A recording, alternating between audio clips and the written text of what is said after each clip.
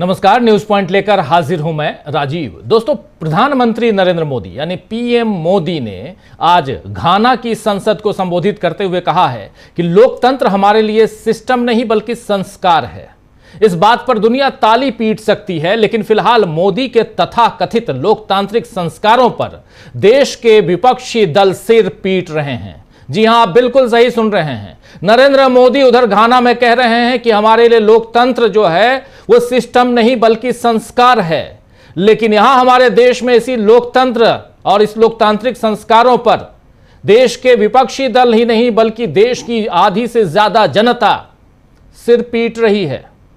लोकतंत्र को एक व्यवस्था मानकर नियमों कायदों के हिसाब से चला जाता है, तो इस समय विपक्षी दलों को अपनी शिकायतें लेकर चुनाव आयोग के पास जाना नहीं पड़ता।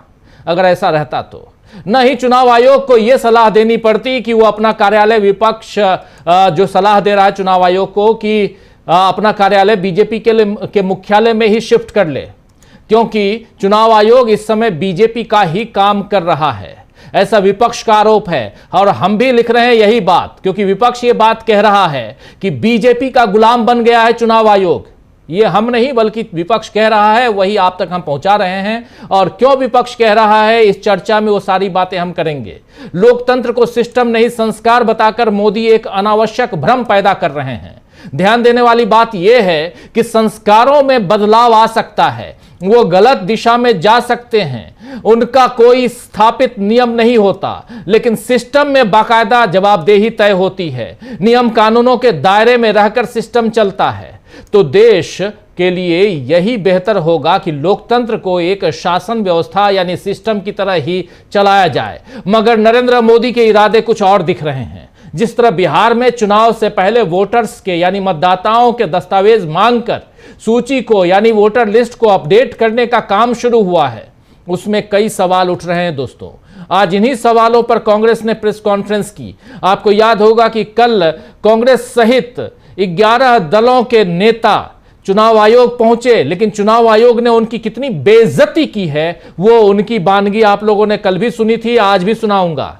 आज इन्हीं सवालों पर कांग्रेस ने प्रेस कॉन्फ्रेंस की है, जिसमें पवन खेड़ा ने चुनाव आयोग के लिए क्या कुछ कहा है, आइए जरा सुन लीजिए। अब एक और चीज मैं आपको बता दूं, टाइम मांगने के बाद जिस तरह से अपमानजनक रूप से कि साहब जिस व्यक्ति के माध्यम से टाइम मांगा गया वो अनधिकृत है। आप कौन होते हैं ये तय करने वाले कि वो अनधिकृत है या अधिकृत है? चलिए, आपको लगता है वो अनधिकृत है तो उसको बोलिए कि साहब आप अपना ऑथराइजेशन ले आइए कांग्रेस पार्टी से। वो ले आता, आधे घंटे में ले आता। हमें कल ये आभास हुआ कि शायद हम गलत पते पर चले गए हैं। इतनी बड़ी बिल्डिंग चुनाव आयोग, निर्वाचन सदन, पता नहीं कितने 1-1.5 एकड़ पे तो होगी, कई लाख स्क्वायर फुट होगी, मेरे और आपके पैसे से बनी होगी। इतनी बड़ी बिल्डिंग में बैठने की जरूरत क्या? बीजेपी का इतना अच्छा मुख्यालय है, वहां एक फ्लोर ले ले जी, वहीं बैठ जाइए। हम क्यों बिचौलियों से मिलें? हम सीधा बीजेपी से बात करेंगे। माफ कीजिएगा, चुनाव आयोग किसी पार्टी का बिचौलिया नहीं हो सकता। सबको अपने दायरे में रहकर काम करना होगा, यह लोकतंत्र की परिभाषा है और सबका दायरा संविधान ने फिक्स कर रखा है, नियमित कर रखा है। उस दायरे को अगर कोई तोड़ेगा तो देश देख रहा है, देश जानता है कैसे लोगों को अपने अपने दायरे में फिर से भेजना होता है। देश को यह आता है।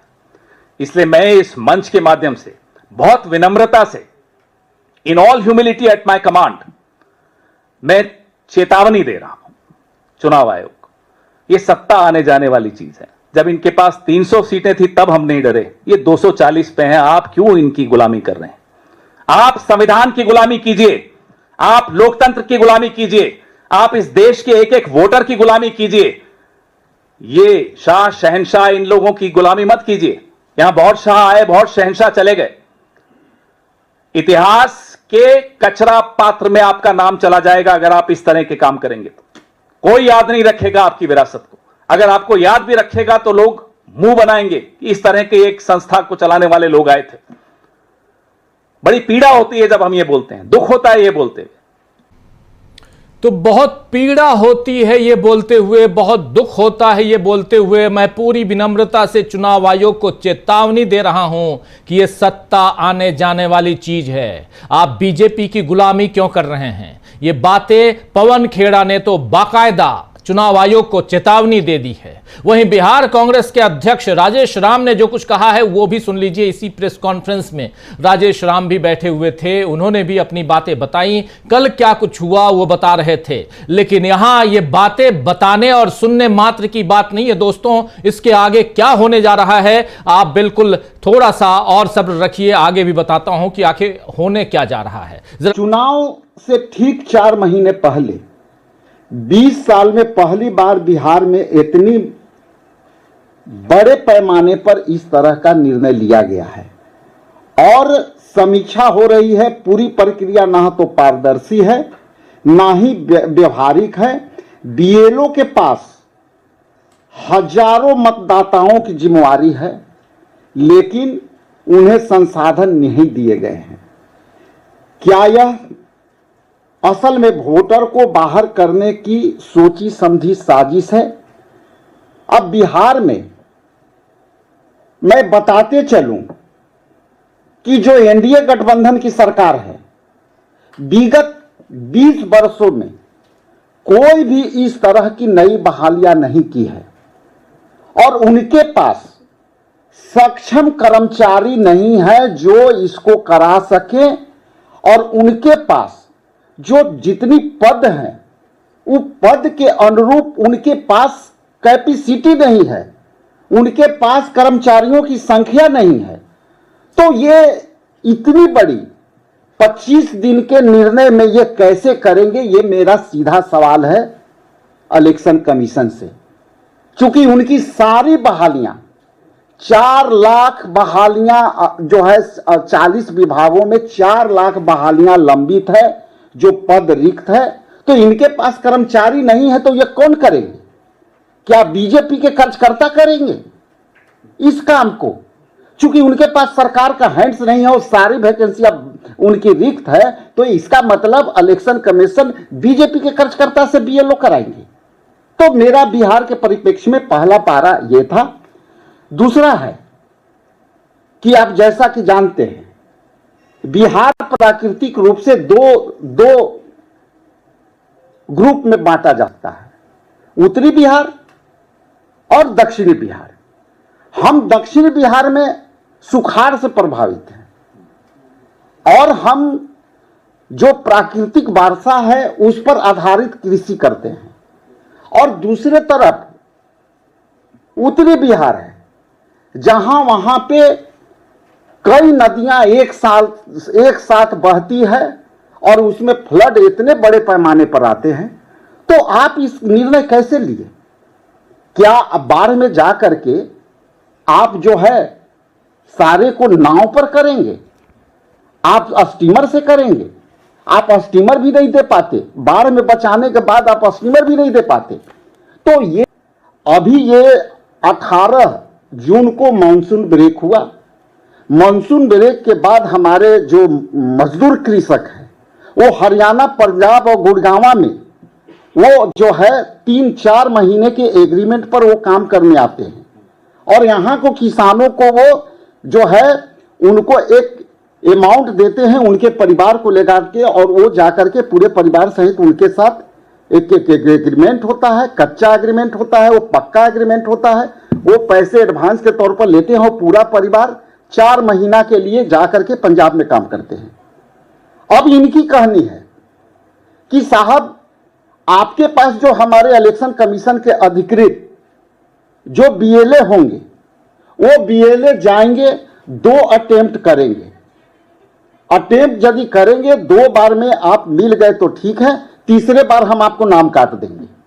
यह बिहार का फीडबैक है। अब यह बताइए कि जो बंदा मजदूरी करने पंजाब गया हुआ है, हरियाणा गया हुआ है, वो 3 महीना पहले तो नहीं आएंगे, तो आप 15 दिन में, आज से 18 दिन में आप कैसे उसको आप जो है वोटर लिस्ट में शामिल करेंगे? तो ये प्रक्रिया सोची समझी साजिश के तहत 4 करोड़ वोटर और 3 करोड़ पलायन किए हुए लोग ऑटोमेटिकली ये जो है बाहर हो जाएंगे, वोट देने से वंचित हो जाएंगे।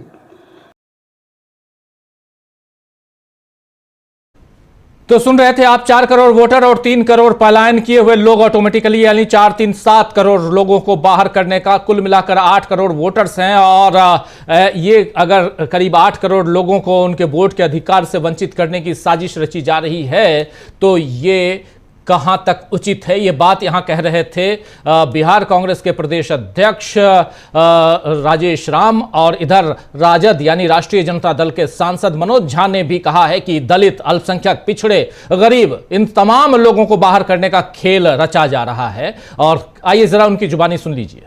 देखिए, शिकायतें सिर्फ हमारी नहीं थी, पॉलिटिकल पार्टीज की नहीं है। आप देख लीजिए, पूरे नागरिक समाज में हाहाकार मचा हुआ है कि जो मैंने बार बार कल भी कहा, हमारे तमाम साथियों ने कहा कि ये इंक्लूजन का नहीं मैकेनिज्म है, एक्सक्लूजन का, बहिष्कृत करने का। कौन होंगे? गरीब, दलित, पिछड़े, मुसलमान, अल्पसंख्यक। आप दस्तावेज जुटाओ अभियान में लगा दोगे। कल बातों बातों में 20% बिहार की आबादी पलायन करके दूसरे राज्यों में है, ये भी निकला चुनाव आयुक्तों के मुंह से। तो सबसे बड़ी चिंता हुई कि ये जो पलायन करके लोग सूरत में, पंजाब में, हरियाणा में हैं, महाराष्ट्र में हैं, ये 3-4 बार आते हैं, चुनाव में ज़रूर आते हैं। अगर आप उनको बेदखल करने, उनको खारिज करने, क्योंकि 1 महीने के अंदर इस मौसम को देखते हुए बारिश, बाढ़, तो तमाम तरह की शिकायतें और आपत्तियां हमने दर्ज की। मैंने नेता प्रतिपक्ष तेजस्वी जी का खत भी उनको सौंपा। कई जो हमारे साथियों ने, राहुल जी ने, राहुल शास्त्री जी ने, योगेंद्र जी ने, हमने, अलग अलग लोगों ने, नेता प्रतिपक्ष तेजस्वी जी ने स्वयं भी जो लिखा अखबारों में, वो सब सौंपा। लेकिन लब्बो-लुबाब ये है कि चुनाव आयोग को जो सुनने की प्रवृत्ति होनी चाहिए थी, अंग्रेजी में कहते हैं ना कि एक डिफरेंस है लिसनिंग और हियरिंग। लिसनिंग में मुझे थोड़ी कमी दिखी, और मुझे उम्मीद है कि चुनाव आयुक्त, सारे आयुक्तगण इस पर गहन चिंतन करेंगे और इसको बहिष्कार का जरिया नहीं बनाएंगे कि लोगों को एक्सक्लूड कैसे किया जाए।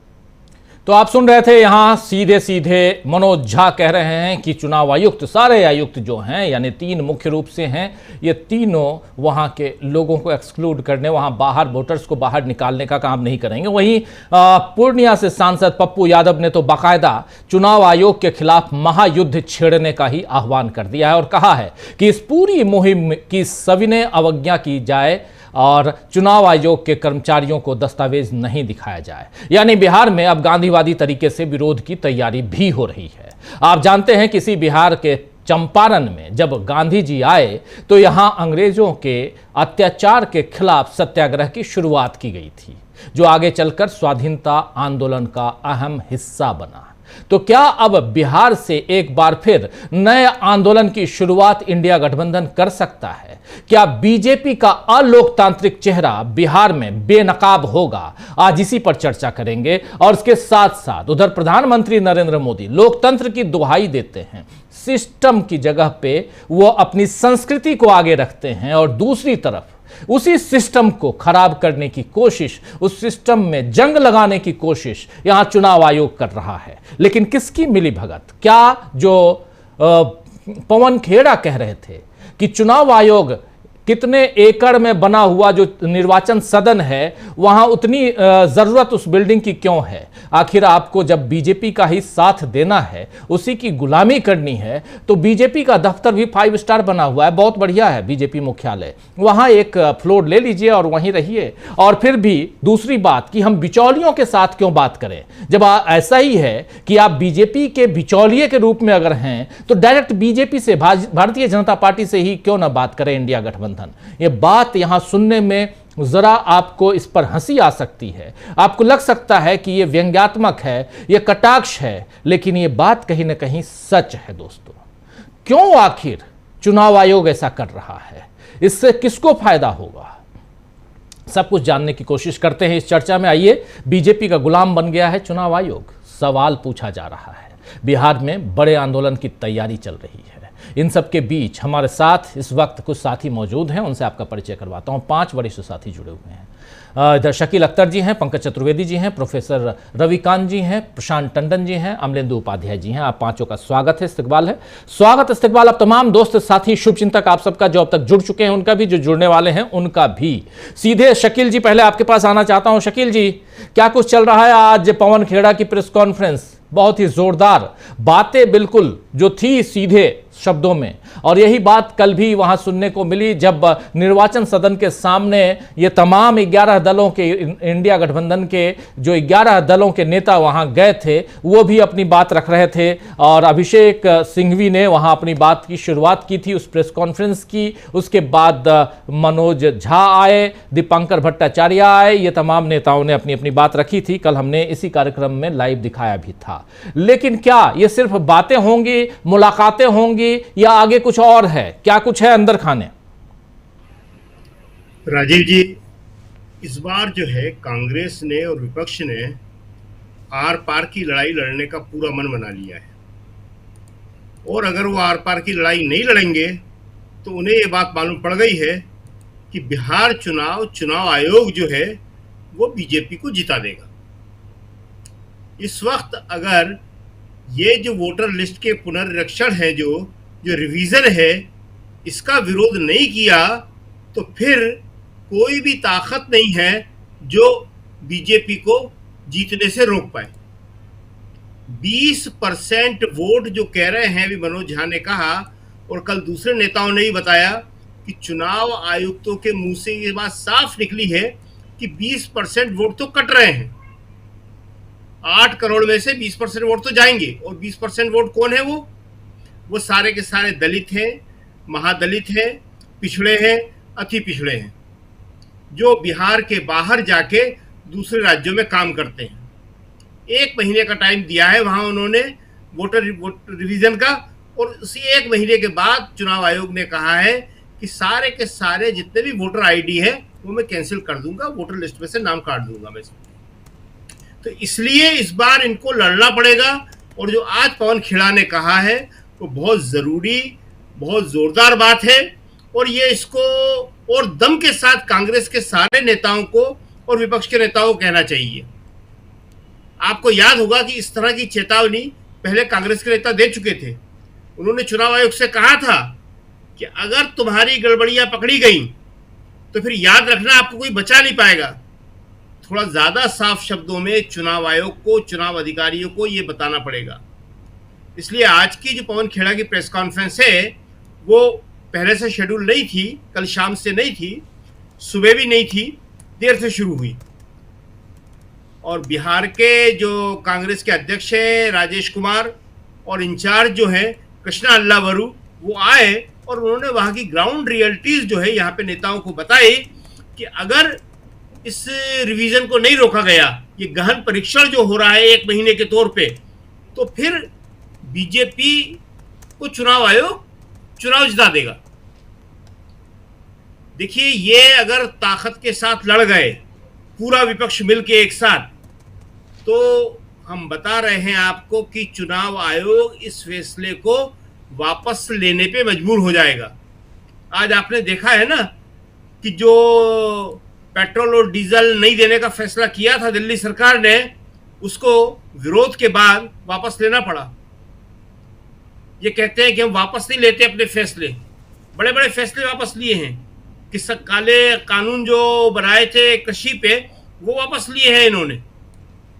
तो इन्हें ये फैसला वापस लेना पड़ेगा, बशर्त कि विपक्ष जो है जिस तरह आज लड़ता हुआ दिखा है वो पूरी ताकत से लड़ जाए। चुनाव आयोग इस वक्त जिस तरह की बातें कर रहा है, इसको लेके विपक्ष को तत्काल एक इंडिया गठबंधन की या महागठबंधन जो बिहार में लड़ रहा है उसकी मीटिंग करना चाहिए, और उसके बाद उन्हें इस बात पे एक जन आंदोलन खड़ा करना चाहिए, ताकि बीजेपी को मालूम पड़ जाए और चुनाव आयोग को मालूम पड़ जाए कि अब जो है इस तरह की मनमानियां नहीं चलेंगी। लगातार चुनाव जीतते चले जा रहे हैं, हरियाणा जीता, महाराष्ट्र जीता, दिल्ली जीता चुनाव आयोग की मदद से, और बिहार, मोदी जी की जिद है कि मैं बिहार जीतूंगा। तो इसलिए ये जो आज विपक्ष की कांग्रेस की प्रेस कॉन्फ्रेंस हुई है, ये आगे भी जाएगी। इसके बाद एक बड़ी मीटिंग होने की तैयारी है जो शायद बिहार में होने वाली है, पटना में एक मीटिंग होगी जिसमें सारे गठबंधन के नेता होंगे और चुनाव आयोग से मिलने के लिए अब जो है बड़े नेता भी जाएंगे और वो चुनाव आयोग से बात करेंगे। जी बिल्कुल बिल्कुल बिल्कुल। उधर बिहार में हलचल तेज है और बिहार में आज नीतीश कुमार की मुलाकात हुई राज्यपाल से। इंडिया गठबंधन या वहां का जो महागठबंधन है उन्होंने भी राज्यपाल से मिलने का समय मांगा है और चिराग पासवान की भी मुलाकात हुई है, ऐसी खबर आ रही है। तो मुलाकातों का दौर और सबसे बड़ी चीज कि नीतीश बाबू की जो पार्टी है जेडीयू, उसमें भी कई लोग नाराज हैं इस जो गतिविधि चला रहा है चुनाव आयोग उससे। और चिराग पासवान खुद नाराज बताए जा रहे हैं, मांझी नाराज बताए जा रहे हैं और सबसे बड़ी बात कि भारतीय जनता पार्टी के कई नेता भी नाराज हैं बिहार में इन गतिविधियों से। और इन सब के बीच चुनाव आयोग अपनी हठधर्मिता पर टिका हुआ है। जल्दी से आना चाहता हूं प्रशांत टंडन जी आपके पास, फिर प्रोफेसर रविकांत जी आपके पास आता हूं। प्रशांत जी, क्या कुछ कल से अब तक क्या कुछ है? पहली बात तो राजीव जी, कल एक बैठक हुई दिल्ली में और उस बैठक में कल मैं इस प्रोग्राम में नहीं आया था क्योंकि मैं उसी बैठक में था और वो बैठक थी सिविल सोसाइटी की और इंडिया गठबंधन की पार्टियों की, इसी फैसले पर। और लगभग 4 घंटे वो बैठक चली है और चुनाव आयोग से मिलकर जो लोग वहाँ आए, जिसमें दीपांकर भट्टाचार्य भी थे, उनसे भी बात हम लोगों की हुई। उस बैठक का मैं ब्यौरा दूंगा कि वहाँ क्या हुआ था, लेकिन सबसे बड़ी बात राजीव जी ये है कि ये नई वोटर लिस्ट बन रही है। ये वोटर लिस्ट का रिवीजन नहीं है। ये 8.08 करोड़ जो लोग हैं बिहार के, इन सबको ये फॉर्म भरना पड़ेगा और 25 जुलाई तक जो टाइम है वो पूरा नहीं हो सकता। तो एक बात। दूसरी बात यह कि खुद चुनाव आयोग ने कहा कि 2 करोड़ लोग इसमें से बाहर हो सकते हैं, यानी वो जो लोग जो बिहार के बाहर काम कर रहे हैं। कुल देखिए इसमें कोई 3-3.5 करोड़ लोग बाहर हो जाएंगे। ये निशाना जो है केवल इंडिया गठबंधन पर नहीं है, ये निशाना बीजेपी की सहयोगी पार्टियों पर भी है, जेडीयू और चिराग पासवान की पार्टी पर भी है, लोक जनशक्ति पार्टी पर भी है। सवाल यह है कि ये अब क्यों हो रहा है? ये अब क्यों हो रहा है? क्योंकि इसकी चर्चा कभी चुनाव आयोग ने नहीं की। आपने 24 तारीख को फैसला किया, 1 करोड़ फॉर्म भी उसके 3 दिन बाद बांट दिए। इसका मतलब कि तैयारी आपकी महीनों से चल रही थी। विपक्षी पार्टियों के साथ जो बैठकें हुई चुनाव आयोग की, उसमें इसकी चर्चा नहीं हुई। चुनाव आयोग के किसी कम्युनिकेशन में इसकी चर्चा नहीं हुई। तो अब क्यों हो रहा है? ये पैनिक है। और ये पैनिक कहाँ से हुआ है? ये पैनिक एक सर्वे से हुआ है और वो इंटरनल सर्वे भी है इन लोगों का, और एक जो सर्वे प्रकाशित हुआ उसका, कि इस बार बिहार में इंडिया गठबंधन की सरकार भारी बहुमत से बनने जा रही है। लोगों में बदलाव का मिजाज है। इस सर्वे के बाद पैनिक हुआ है और उस पैनिक में आनन फानन में ये किया गया है। लेकिन बिहार को चुन के गलती की है राजीव। जैसा आपने कहा ना कि बिहार वो जगह है जहां से देश की आज़ादी का आंदोलन शुरू हुआ, चंपारण से। बिहार वो जगह है जहां से इमरजेंसी के खिलाफ आंदोलन, जेपी मूवमेंट की जमीन है वो। बिहार वो जगह है जहां पे आडवाणी जी का रथ यात्रा रोकी गई थी। तो बिहार से शुरू करके ये सरकार ने, बीजेपी ने, चुनाव आयोग ने गलती की है। इसके तमाम आंकड़े मैं दे सकता हूँ, फिर अगली बार जब आऊंगा दूंगा। लेकिन कल जब विपक्षी पार्टियों के लोग मिलने गए और लौटे, जैसा पवन खेड़ा बता रहे हैं, हमारी उन लोगों से आमने सामने बात हुई। इलेक्शन कमिश्नर्स का बर्ताव सिविल नहीं था, बहुत ही जिसको कहा जाए कि बदतमीजी वाला था। नौबत यहाँ तक आ गई कि डेलीगेशन के एक नेता ने तो चुनाव आयुक्त को ये भी कह दिया कि जरा हाथ नीचे करके बात कीजिए, जनता के सेवक हैं, आप उंगली दिखा के बात मत कीजिए, आप जनता के सेवक हैं, उस तरीके से बात कीजिए, हम जनता के रिप्रेजेंटेटिव हैं। तो बहुत गर्मा गर्मी हुई, कौन अंदर जाएगा कौन नहीं जाएगा, ये बातें हुई। चुनाव आयोग जिस तरीके से चीजें कर रहा है, इसका बहुत बड़ा रिएक्शन बीजेपी में होगा। कल की बैठक में इसमें काफी इस बात को लेकर जो है वो सहमति थी कि एक बड़ा आंदोलन बिहार में खड़ा किया जाए।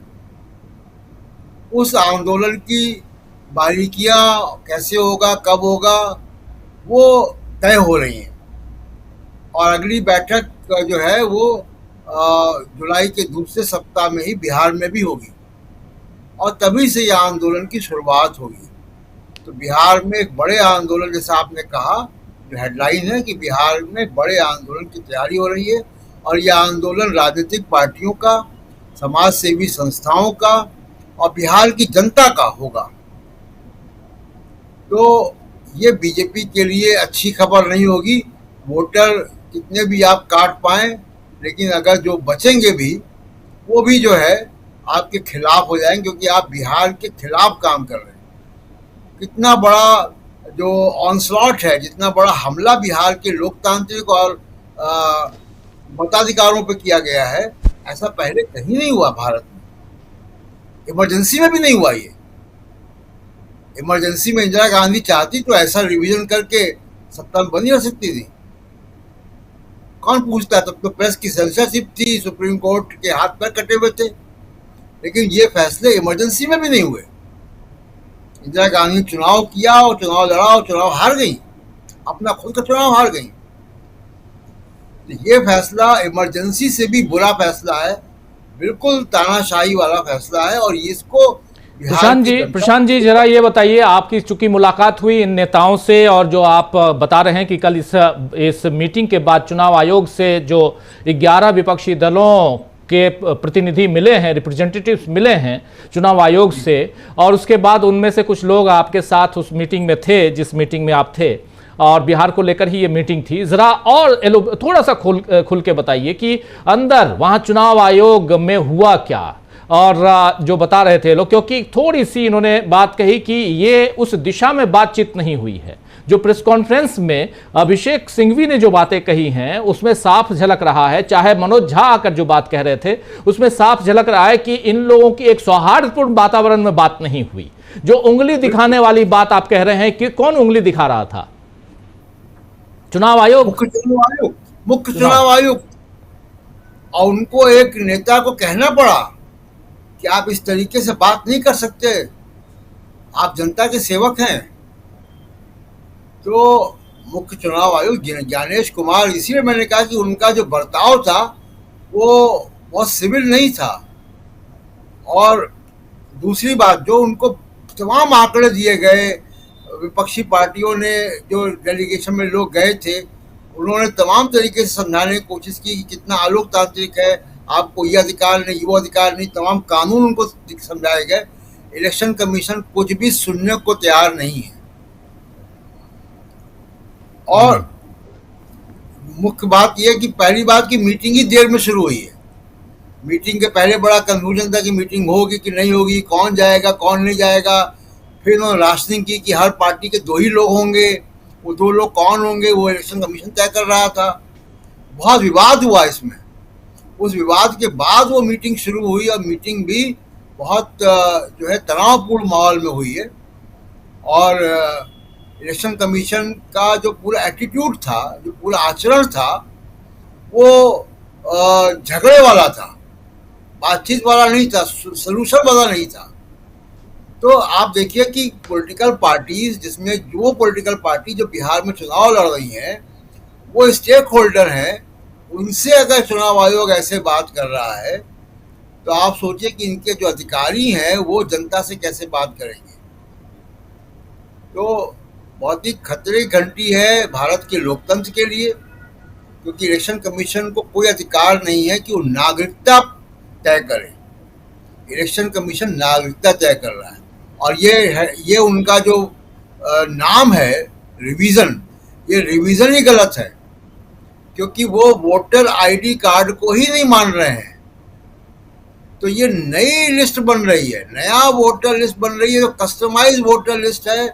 पूरी पहचान हो चुकी होगी कि कौन वोटर किसको हटाना है, किस जाति को हटाना है, किस समूह को हटाना है, किस सामाजिक समूह को बाहर करना है वोटर लिस्ट से, पूरी बात हो चुकी होगी। और ये बहुत माइन्यूट एक ये भी बात आई वहां पे मीटिंग में कि ये खेल बड़ा बारीक खेल है। आप याद कीजिए कि पिछले बिहार के इलेक्शन में कुल 12,500 का मतों का अंतर था महागठबंधन में और एनडीए की पार्टियों में। कुल 12,500, 40 सीटें ऐसी हैं जहां पे बहुत कम मार्जिन से 1,000-1,500 मार्जिन से हार जीत हुई है। ये उसको उतने छोटे वोटर को फिक्स करने का पूरा काम है कि उस छोटी संख्या को हम फिक्स कर पाए किसी तरीके से, और उसके लिए इतनी बड़ी एक्सरसाइज हो रही है जो मुझे लगता है कि ये बहुत जिसको कहें कि इसकी बड़ी व्यापक प्रतिक्रिया होगी बिहार में, हो रही है। जहाँ जहाँ फॉर्म जा रहे हैं, और बिहार का हम जान रहे हैं कि मानसून चल रहा है, बाढ़ का पूरा वहाँ पे मंजर है। तो ये पहली बात कि 25 तारीख तक ये काम पूरा हो ही नहीं सकता, और अगर होगा भी तो वो बहुत झटके से तमाम नाम उड़ाने का होगा, उसकी पूरी योजना बन चुकी होगी। लेकिन बीजेपी के लिए ये पॉलिटिकली जो है वाटर लू साबित हो सकता है। ये वही है जैसे हिटलर जो है वो घुस गए थे रूस में, उसके बाद उनकी फौजें लौट के नहीं आ पाई थी। बिहार अब वो जगह बन सकती है अगर इसमें आगे बढ़े तो। जी जी, बिल्कुल बिल्कुल। प्रोफेसर रविकांत जी, जो बातें यहाँ बता रहे हैं प्रशांत टंडन जी, और जो अंदर खाने हुआ, अंदर जब मीटिंग में गए और जिस ढंग से आज प्रेस कॉन्फ्रेंस की है, खासकर प्रेस कॉन्फ्रेंस में बोलते हुए आपने सुना पवन खेड़ा को, उससे साफ समझ में आ रहा है कि गुस्सा कितना ज़्यादा है नेताओं में। और चूंकि पवन खेड़ा कल गए थे, और मुझे नहीं लगता कि पवन खेड़ा अंदर जा पाए होंगे, क्योंकि 2 से ज़्यादा नेताओं को अंदर जाने नहीं दिए, और वहाँ पर 4 नेता गए हुए थे, 4 या 5 नेता कांग्रेस पार्टी की तरफ से गए थे। तो एक राजेश राम जो बीजेपी बिहार कांग्रेस के अध्यक्ष हैं वो गए थे, और साथ में अभिषेक सिंघवी साहब गए थे। तो ये 2 अंदर गए थे, और जयराम रमेश और पवन खेड़ा बाहर इंतजार करते रहे, जबकि 22 लोग अंदर जा सकते थे। उसके बाद उंगलियां दिखाकर जो ज्ञानेश कुमार, जो चीफ इलेक्शन कमिश्नर हैं, वो अगर बातें कर रहे हों और नेताओं को कहना पड़े कि भाई हम भी कुछ इज्जत रखते हैं, हम भी पब्लिक के और जनता के बीच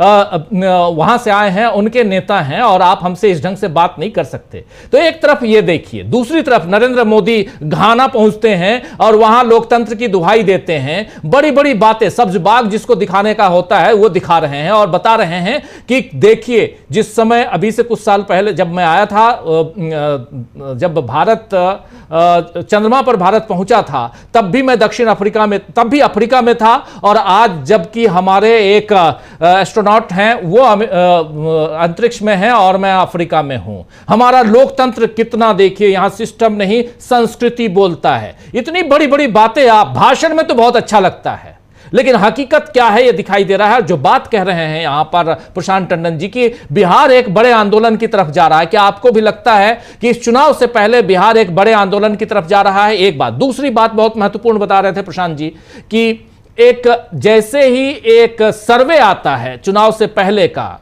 ओपिनियन पोल कह लें, वो आता है किसी पार्टी के द्वारा या इंडिया गठबंधन या किसी के द्वारा करवाया गया होगा, जिसमें साफ, या हो सकता है बीजेपी ने ही करवाया हो, जहां साफ साफ ये दिख रहा है कि इंडिया गठबंधन की भारी जीत होने जा रही है। उसके बाद से आप नया खेल खेल रहे हैं, यानी एन केन प्रकारन, किसी भी ढंग से, किसी भी हाल में मुझे जीत चाहिए, लेकिन आप किसी भी हाल में इस लोकतंत्र को किस हाल में छोड़ रहे हैं, यह चिंता का विषय है प्रोफेसर साहब। जी जी राजीव जी, मुझे तो अब ताज्जुब कहें या अच्छा लग रहा है ये कहें कि मोदी जी का भाषण पहले तो भारत में ही हिट होता था, घाना में भी हो रहा है, और ये भी हो सकता है कि मोदी जी अभी तो भारत में ही चुनाव लड़ रहे थे, हो सकता है कि घाना में लड़े तो वहां पे भी जीत हासिल कर ले। लेकिन जब भारत में ये स्थिति हो गई है कि अब चुनाव आयोग के जरिए खुले तौर पर अब कोई ढका छिपा भी नहीं रह गया, बीजेपी इसके जरिए चुनाव जीतना चाहती है और मुझे लगता है कि इसमें ही सबसे बड़ी हार है बीजेपी। चुनाव आयोग जब ये करते हुए सरेआम पकड़ा जाए कि वो 1 से 1.5 करोड़ या 2 करोड़ वोट काट रहा है और इसके जरिए वो बीजेपी को चुनाव जिताना चाहता है, अब तो मुझे लगता है कि आईने की तरह साफ है। अभी तक तो हम ही लोग बात कर रहे थे और हो सकता है कि आम लोगों के जेहन में ये हो कि नहीं साहब, बीजेपी देखिए चुनाव बहुत अच्छा लड़ती है, मोदी जी बहुत अच्छे भाषण देते हैं, जातिगत समीकरण बहुत अच्छे बिठाए जाते हैं, ये सारी चीजें। लेकिन 2019 के बाद ये सारी चीजें बेमानी हो चुकी। इस देश के लोकतंत्र के प्रहरी जो नागरिक हैं उन्होंने बीजेपी को बहुत पहले रिजेक्ट कर दिया। लेकिन आप सिलेक्ट किसके जरिए हो रहे हैं? चुनाव आयोग के जरिए। और कौन उस छद्म जीत पर मुलम्मा चढ़ा रहा है? वो मोदी मीडिया। जैसे गांव में कभी खेल देखा हो कि वहां हार जीत किसकी हुई पता ही नहीं चला, लेकिन वो शोर मचाने वाले लोग कह देंगे हो जीत गए जीत गए जीत के, काम खत्म। ये काम मोदी मीडिया का है। शाम 5 बजे वो हो के चक्कर में और जिता दिया जाए।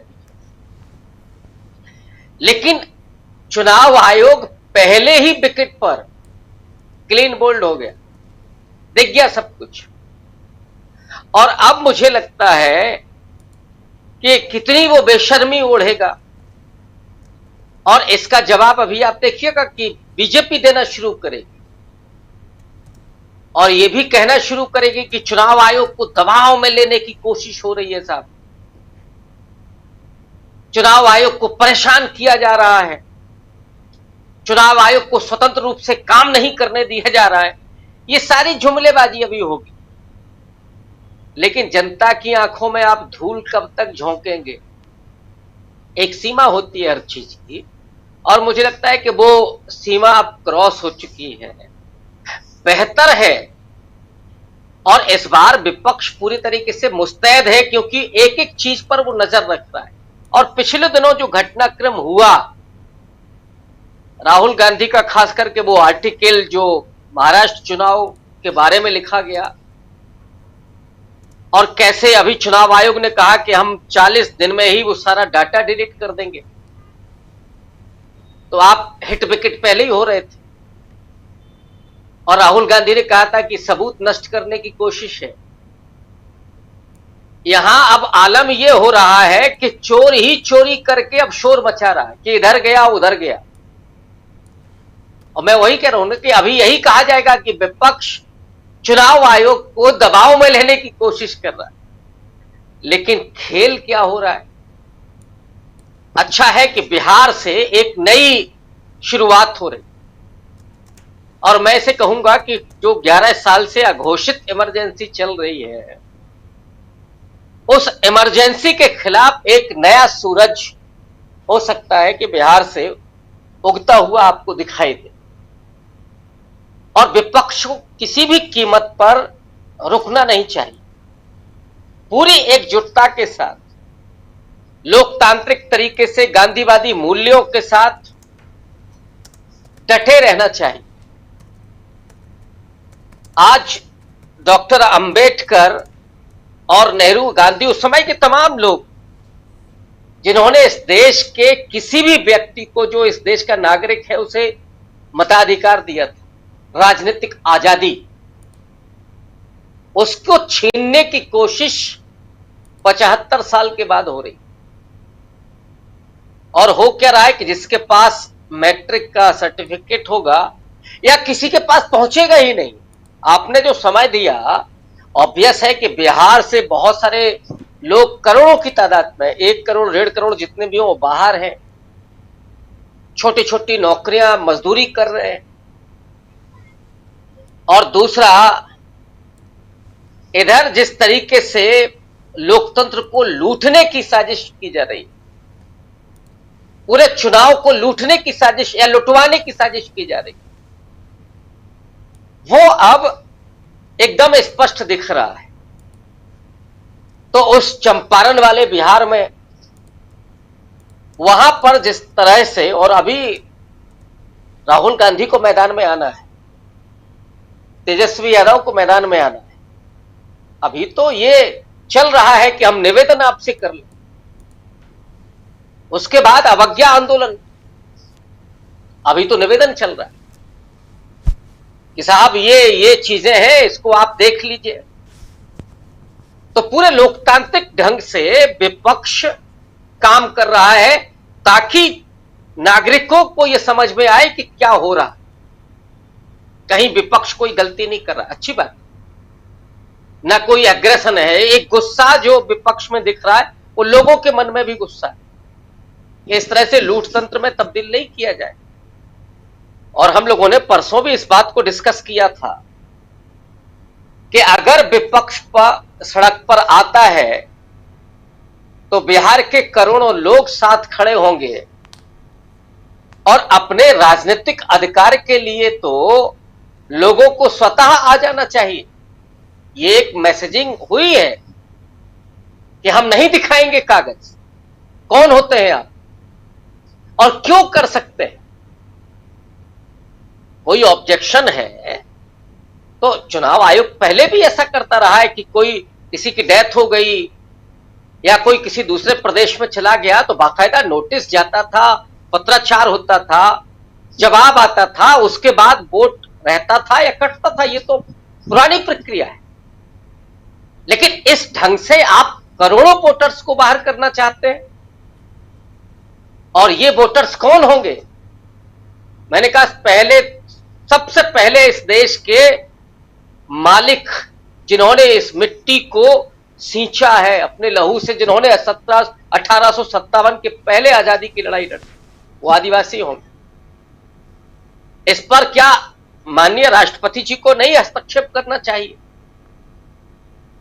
विपक्ष को राष्ट्रपति जी के पास भी जाकर के गुहार लगानी चाहिए, क्योंकि सबसे ज्यादा इसमें जो विक्टिम होंगे, सबसे ज्यादा जिनके साथ अन्याय होगा वो आदिवासी होंगे, फिर दलित होंगे, फिर और कमजोर जो है पिछड़े वो होंगे, पसमानदा समाज के लोग होंगे। ये जो साजिश है उस साजिश को पर्दाफाश करना और लोकतांत्रिक तरीके से लोकतंत्र के लिए और ये जो लूट तंत्र में तब्दील किया जा रहा है उसके खिलाफ लड़ाई लड़ने का काम विपक्ष को निश्चित रूप से करना चाहिए। और मैं समझता हूं कि इसके लिए इस देश के नागरिक और बिहार के नागरिक जरूर साथ आएंगे। और जब साथ आएंगे तो ये जो सामने दिख रहा है ना, अब इसको आप चाहे बहुत शिष्ट शब्दों में कहें कि जो एक्सपोज हो रहे हैं, मैं हिंदी में उसको कहूं थोड़ी अशिष्ट भाषा है कि जो नंगई है,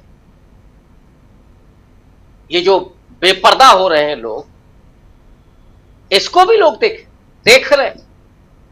बहुत स्पष्ट हो चुका है कि बीजेपी चुनाव नहीं जीत रही है, चुनाव आयोग उसी का इंतजाम कर रहा है। और मुझे लगता है कि विपक्ष इस बार बेहतर तैयारी के साथ, राजीव जी, विपक्ष बेहतर तैयारी के साथ है, लेकिन चुनाव आयोग भी बहुत बड़ी तैयारी के साथ है। अगर चुनाव आयोग को यह लगता है कि बीजेपी को किसी भी हाल में जिताना है, क्योंकि अभी जो कुछ हो रहा है इसमें अगर वोटर्स के कौन जीतता है कौन हारता है इसको भी किनारे कर दीजिए, लेकिन एक नागरिक, भारत का नागरिक होने के नाते आपको वोट देने का अधिकार है। और उसी अधिकार को अगर छीना जाए और चुनाव आयोग अगर यह साबित करने कहे कि आप भारत के नागरिक हैं या नहीं हैं, पहले यह साबित कर दीजिए फिर हम आपको वोट देने का अधिकार देंगे, तो इससे दुर्भाग्यपूर्ण और कुछ नहीं होगा। जिस सिस्टम और संस्कृति की बात उधर घाना में कर रहे हैं प्रधानमंत्री नरेंद्र मोदी, उनको कम से कम इस विषय में सोचना चाहिए कि उनके राज में, उनके शासन में पिछले 11 वर्षों में हुआ क्या है और किस दिशा में देश जा रहा है। लगातार हर रैंकिंग में आखिर भारत क्यों नीचे जा रहा है। कई ऐसी रैंकिंग है जिसमें हम बांग्लादेश, पाकिस्तान, म्यांमार से भी नीचे चले गए हैं। आखिर ऐसा क्यों हो रहा है, ये सोचने की जरूरत है। सिर्फ नारेबाजी करवा लेने और वो भी विदेश में, इससे काम नहीं चलता है। पंकज जी, जरा आपके पास आना चाहता हूं, आपसे भी समझना चाहता हूं कि क्या यहां पर विपक्ष जो अभी तक कर रहा है वो उतना काफी है, या विपक्ष के हाथ पैर भी बांध दिए गए हैं, ये माना जाए। लेकिन इस सवाल पे आए उससे पहले जो कुछ कल से लेकर आज तक हुआ है, उस पर आपकी पहली प्रतिक्रिया। राजू जी, मैं याद दिलाना चाहूंगा कि जब 24 तारीख को चुनाव आयोग ने नए तरीके से चुनाव ये मतदाता सूची के परिष्करण की बात की थी और हम लोग इसी कार्यक्रम में बैठे थे, उसी दिन मैंने मौसम, नदी, बाढ़ की बात किया था जी। जब मेरे सही के व्यक्ति के दिमाग में बात थी तो जाहिर है कि चुनाव आयोग के पास में बात जरूर होना चाहिए होगी। इसका मतलब यह है कि वो जानबूझकर के इस समय कर रहे हैं। देखिए, सबसे बड़ा दुर्भाग्य यह है कि भारत में आरएसएस जो है वो संस्थाओं को कमजोर कर रहा है। और पवन खेरा जी की बात से मैं थोड़ा सा सहमत हूं, थोड़ा सा असहमत हूं। वो बीजेपी के ऑफिस में बैठने की बात कह रहे थे और मैं चाहता था कि चुनाव आयोग को झंडेवालन में केशव कुंज बहुत अच्छा नया बन गया है, वहां बैठना चाहिए, क्योंकि रिमोट किसी के हाथ में, लेकिन बैटरी रेशम बाग से ही चाहिए। ये जितनी योजनाएं है ना कि मुस्लिम वोटर्स की संख्या कम की जाए, जो दिल्ली में जिस तरीके से आप देखिएगा कि झोपड़ झुग्गी उजाड़ने के नाम पर किस तरीके से प्रवासी और अल्पसंख्यकों को उजाड़ दिया गया, ये शर्मनाक है। बाकायदा बड़े प्रदर्शन दिल्ली में हुए जिसमें कहा गया कि आप हमको रोहिंग्या कह रहे हैं।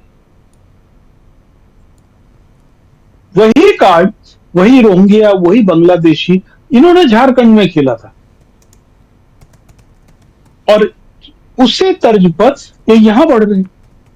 और जब तक मोदी जी लोकतंत्र की बात करते हैं तो दुख होता है, कई बार आश्चर्य होता है, कई बार लगता है यार कि ये आदमी कितना झूठ बोल रहा है। देखिए, लोकतंत्र की प्राथमिक जो ताकत है वो चुनाव है और चुनाव का मूल आधार मतदाता है। हमारी संपूर्ण न्याय व्यवस्था इस चीज पर टिकी है कि बेनिफिट ऑफ डाउट हर समय दिया जाए। ठीक इसी तरीके से चुनाव आयोग का काम अधिक से अधिक मतदाताओं को जोड़ना है। वो कैसे घोषणा कर रहा है कि हम 2 करोड़ मतदाता हटा देंगे?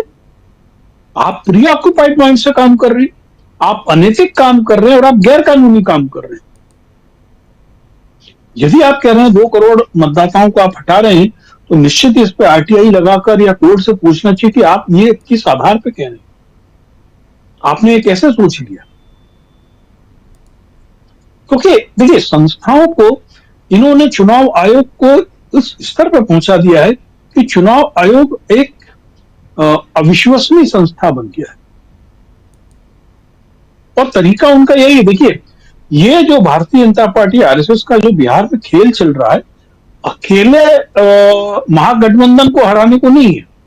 उनका जो बड़ा खेल है वो अपनी सहयोगी पार्टियों को, वो चाहते हैं कि नीतीश चाचा 25 से नीचे रहें, वो चाहते हैं कि चिराग पासवान जमीन पे लेट जाएं, वो चाहते हैं कि जो हमारे हम पार्टी वाले जो हैं जीतराम मांझी वो 2 या 3 सीट पर टिके।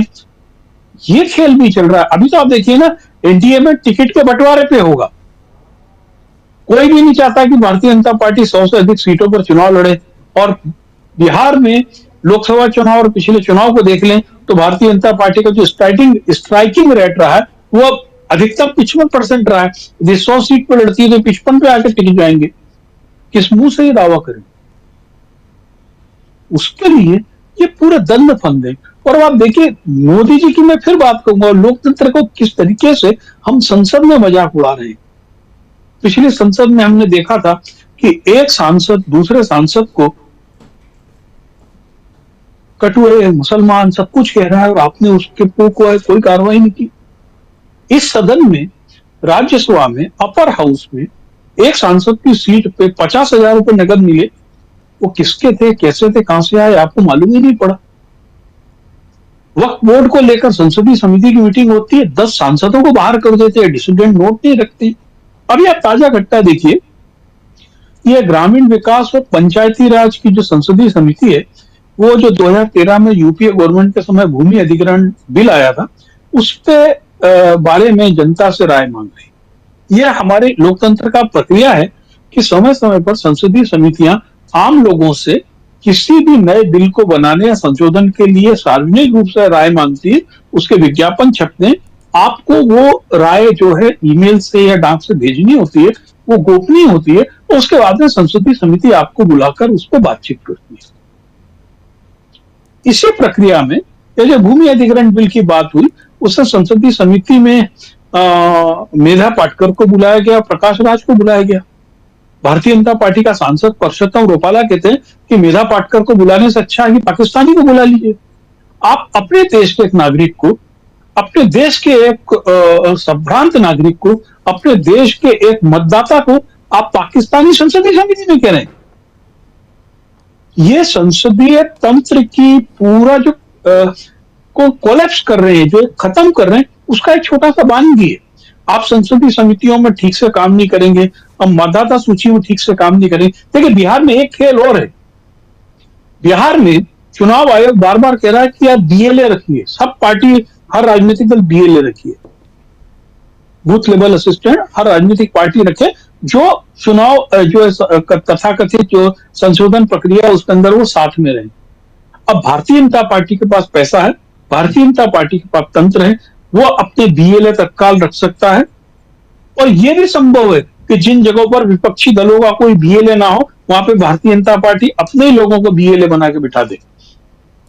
क्योंकि मध्य प्रदेश के चुनाव में मैंने बहुत सारी जगह देखा है कि मतदान केंद्र पर बीजेपी के लिए कांग्रेस के एजेंट बन के बैठे और बाद में उन्होंने 1-2 का 4-4-2 का 1 किया।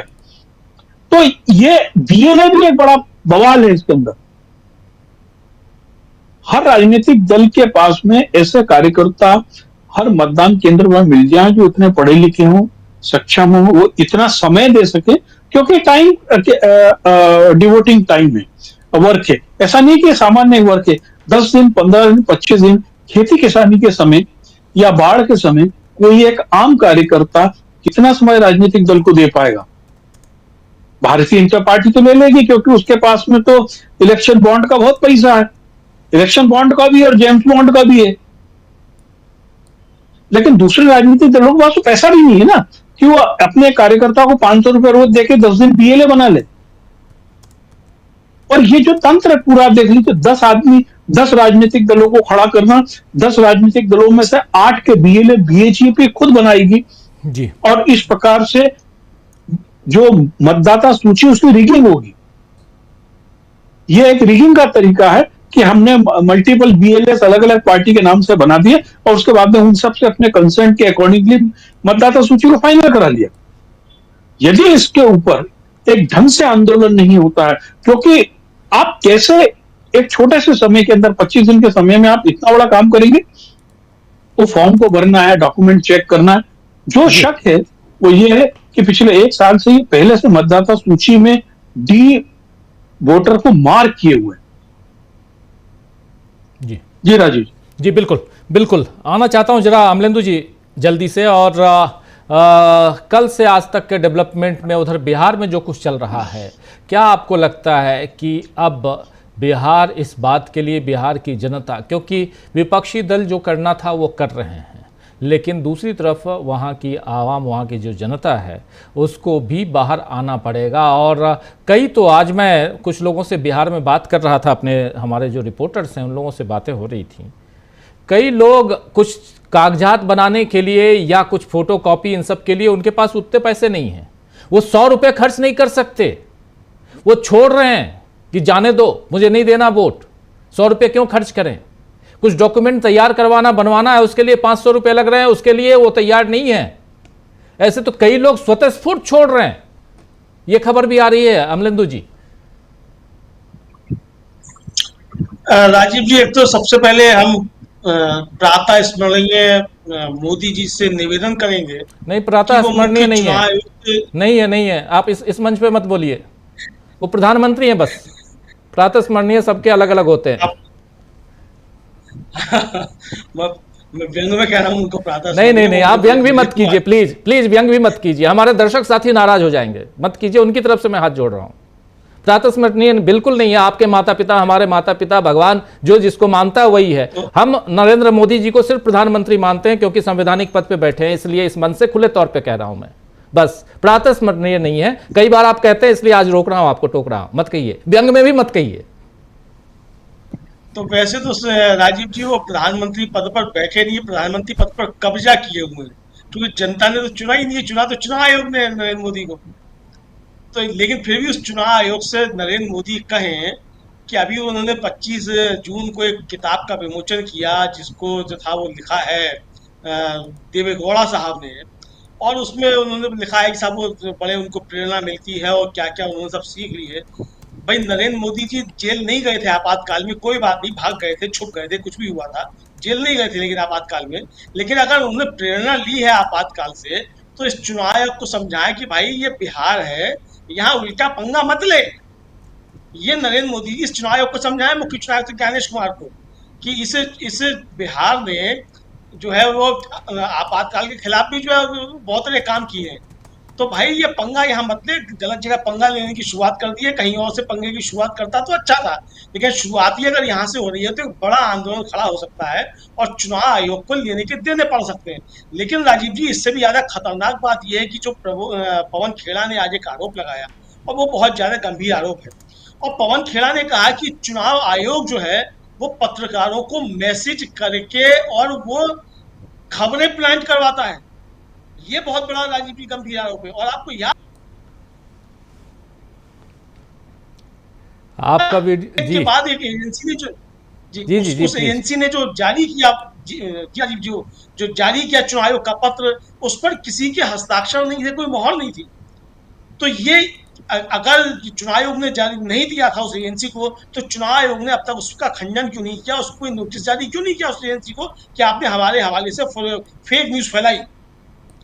ये बड़ा गंभीर सवाल है राजीव जी। तो यानी हर तरीके के हथकंडे जो है वो चुनाव आयोग अपना रहा है इस डेमोक्रेसी के खिलाफ, और इस लोकतंत्र का सबसे बड़ा शत्रु जो है अगर कहा जाए वो चुनाव आयोग बन गया है राजीव जी। तो जाहिर सी बात है कि लोकतंत्र को बचाने की जिम्मेदारी राजनीतिक दलों की भी है, आम जनता की भी है, और इसके साथ साथ लोकतंत्र बचाने के साथ साथ ये लोगों का राजीव जी एक जो अपनी नागरिकता है उसको बचाने की लड़ाई भी है। अगर आपका वोटर कार्ड ही नहीं बनेगा तो आपको उसके बाद फिर जो है 5 किलो के राशन जो है उससे भी आपको निकाल के बाहर किया जाएगा। ये सारी चीजें की जाएंगी। और कल को राजीव जी हो सकता है कि अभी तो ठीक है भाई, बिहार के जो प्रवासी हैं 20% जिनको आप कह रहे हैं कि उनको आपको बाहर कर देंगे, लेकिन जो गुजराती बंधु जो गए हुए हैं राजीव जी अमेरिका में और पूरी दुनिया भर में, कल को इनके भी खत्म कर दिए जाएंगे। हमारे एक साथी लिख रहे हैं, मोहम्मद कमरे आलम लिख रहे हैं कि राजीव जी हम लोग तो सऊदी अरब में हैं, क्या हमारा वोटर लिस्ट से नाम कट जाएगा? कल की बातें सुन लीजिए आप सुन लीजिए जो माननीय इलेक्शन कमिश्नर साहब कह रहे थे, उस हिसाब से तो सऊदी अरब में भाई साहब, मोहम्मद कमरे आलम साहब, आप सऊदी अरब में या हिंदुस्तान में अगर बिहार से बाहर उत्तर प्रदेश में कोई है तब भी नाम कट जाएगा, तब भी कट जाएगा। उनका कहना है कि जो जहां है वहां रहे, और वहां आप बनवाओगे कैसे? यही तो दिक्कत है। तो नाम तो कटना 100% है, 20% तो गए ऐसे 20-30% जो बाहर हैं। बिल्कुल राजीव, मैं यही बात कह रहा था कि कल को जो है ये फिर जो सऊदी अरब में है या अमेरिका में है या कहीं भी है, उनके भी आप काट देंगे फिर। और सिर्फ बिहारियों को ही क्यों काटेंगे, फिर आप गुजरातियों को भी काटेंगे कल को। होना है, वही होना है। तो यही राजीव जी जब वक्फ बोर्ड पे हम लोग चर्चा करते थे तो हम यही बात कहते थे कि ये सिर्फ वक्फ की जमीनों का मसला नहीं है, इसके बाद नंबर मंदिरों का आएगा। तो अगर कोई ये समझता है कि सिर्फ बिहार के लोगों के वोट कटेंगे और गरीबों के वोट कटेंगे, तो इस बात को आप दिमाग से निकाल दीजिए। हर उस आदमी का वोट कटेगा जो बीजेपी का वोटर नहीं है। तो ये होगा। तो 140 करोड़ की जनसंख्या जो है राजीव जी, वो आकर के मुझे लगता है कि 20 करोड़ पे आके अटक जाएगी फिर पूरे देश भर में। तो इसकी तैयारी चुनाव आयोग कर रहा है, भारतीय जनता पार्टी इसकी तैयारी करवा रही है। यानी भारतीय जनता पार्टी राजीव जी 400 पार नहीं कर पाई और संविधान को नहीं बदल पाई, तो संविधान को इस तरीके से ध्वस्त करेगी कि आपका वोट ही नहीं होगा तो बचा लो संविधान। संविधान बचाने की बात तो अभी तभी कर रहे थे ना कि वोट थे, आम जनता को वोट देने का अधिकार था। जब आम आदमी को वोट देने का अधिकार ही नहीं बचा, उसका वोट ही खत्म हो गया, तो संविधान बचाओगे कैसे? बिल्कुल। तो ये तैयारियां पूरी राजीव जी इसी की है। संविधान खतरे में है, आम आदमी का मताधिकार खतरे में है, आम आदमी की जान खतरे में है, क्योंकि कल को अगर आपका वोटर नहीं है, आप भारत के नागरिक नहीं माने जाएंगे।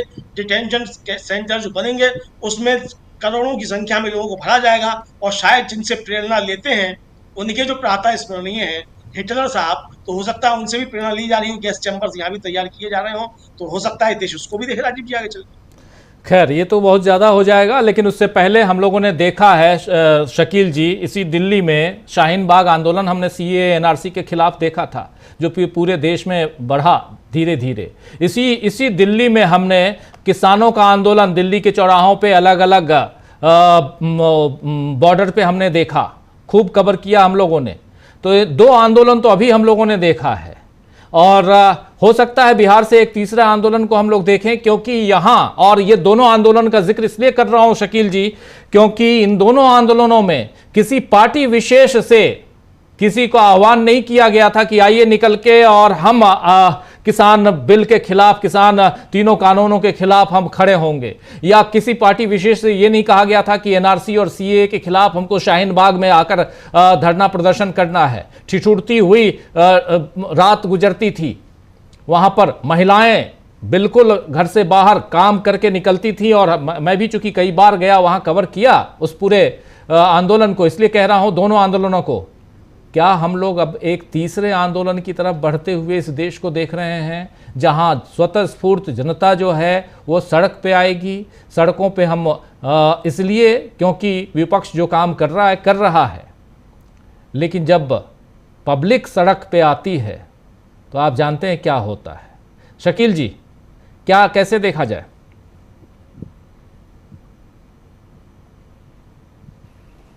शाहीन बाग का आंदोलन, किसान आंदोलन एक वर्ग का आंदोलन था, एक सीमित दायरे का आंदोलन था। लेकिन अगर बिहार का आंदोलन खड़ा हुआ तो उसमें हर वर्ग का लोग शामिल होगा। कोई भी वर्ग ऐसा नहीं है जो उसके बाहर रह सके। सबके वोट का खतरा है, और यह आंदोलन उन दोनों आंदोलनों के मुकाबले बहुत ज्यादा व्यापक होगा और बहुत ज्यादा बढ़ेगा। और उसका एक कारण और भी है। जब शाहीन बाग का आंदोलन हुआ, जब किसान आंदोलन हुआ, उस वक्त मोदी जी जो हैं इतने कमजोर विकेट पे नहीं थे। आज मोदी जी अपने सबसे कमजोर विकेट पे हैं। सबसे प्रतिकूल स्थितियों में मोदी जी आज फंसे हुए हैं।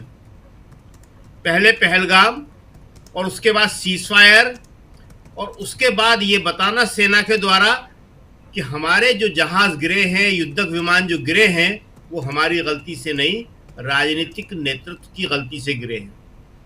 उस राजनीतिक नेतृत्व की गलती से जिसने पाकिस्तान को पहले बता दिया था कि हम तुम्हारे ऊपर हमला करने आ रहे हैं, और ये मान बैठे थे कि हम हमला करेंगे और वो जवाब नहीं देगा, इतना साफ साफ बोला है। तो जो मोदी जी का कोर वोटर था वो इस समय भारी दुखी और निराश है। तो अगर इस वक्त आंदोलन खड़ा होगा तो मोदी जी के बचाव में संघ और बीजेपी उस तरह नहीं आ पाएंगे जैसा किसान आंदोलन और शाहीन आंदोलन के समय आ रहे थे। शाहीन आंदोलन के समय क्या कहा था? पैसा लेके कर रही हैं महिलाएं। किसान आंदोलन के समय क्या कहा था? पैसा लेके कर रहे हैं लोग, मवाली है ये, खालिस्तानी है ये। लेकिन बिहार आंदोलन में इस तरह के आरोप लगाना इनके लिए मुश्किल हो जाएंगे, क्योंकि वहां पे मोदी जी के साथ कौन होगा? एक चुनाव आयोग होगा और एक उनका गोदी मीडिया होगा। इस दो के अलावा मोदी जी को और किसी की मदद नहीं मिलेगी। देखिए, ये ऐसा जो अभी माहौल बन रहा है, तो थोड़ी सी हम एक पुरानी याद दिला दें। सबको मालूम है वैसे, वो बहुत बड़ी घटना थी चंडीगढ़ में। जिस तरह मेयर के चुनाव में खुलेआम धांधली हुई थी, ठीक उसी तरह अब चुनाव आयोग बिहार में करवाना चाह रहा है। 20 वोट थे इंडिया के, 16 वोट थे बीजेपी के। चुनाव किसको जिता दिया? बीजेपी के मेयर को। आज बिहार में उससे भी ज्यादा फर्क है, 20 इंडिया के और 10 बीजेपी के, इतना फर्क है।